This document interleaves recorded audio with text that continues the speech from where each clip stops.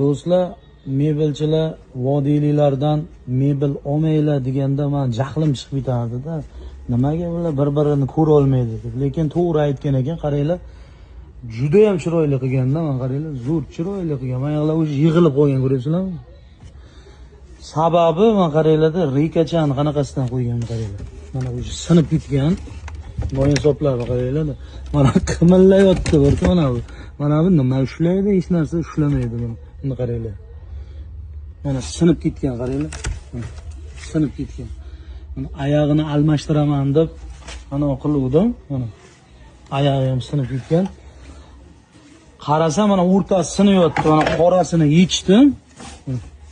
Ko'ryapsizlarmi? Qanaqa no'insofli bu. Shunchalik ham yuqa qo'yasizlarmi? Xatiya, misol Xitoy reka qo'yinglar.